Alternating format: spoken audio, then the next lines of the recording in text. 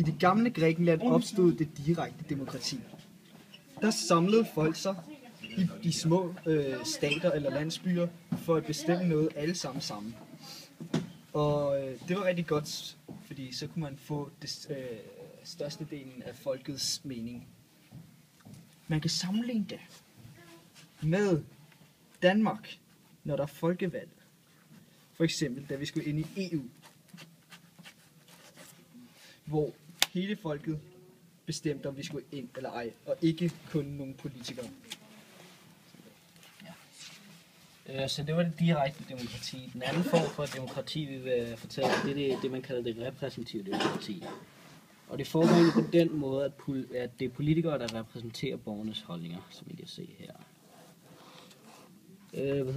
Og det gør egentlig, at der bliver valgt en gruppe politikere, og det sker der blandt andet i Danmark, som kan repræsentere befolkningen som en helhed.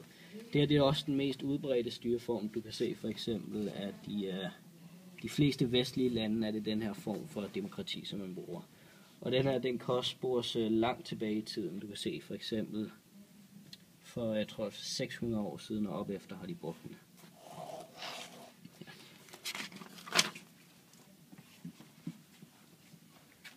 Ja. Der er forskellige fordele og ulemper ved det direkte repræsentative demokrati. For eksempel, fordelene for det direkte demokrati er, at det er mere retfærdigt. Så, en glad mand. Men ulempen er, at det desværre kun kunne realiseres i det gamle Athen, fordi at i de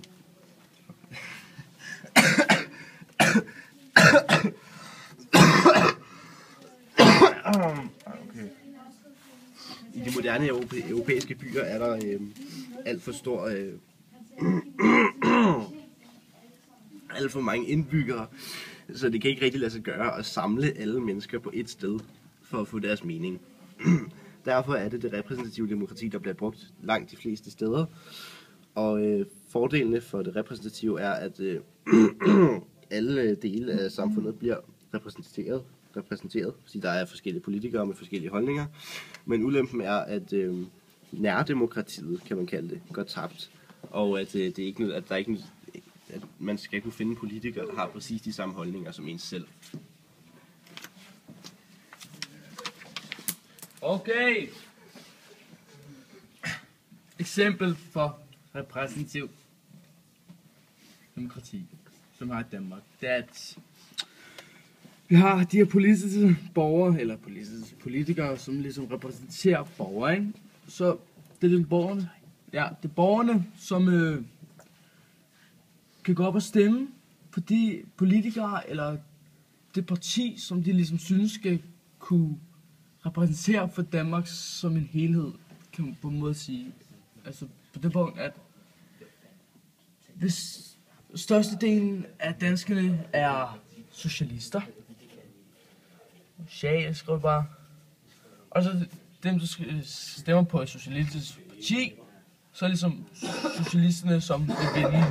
Så man kan på en måde sige, at det er flertallet, som har magten for, hvad Danmark på en måde skal gå ind for.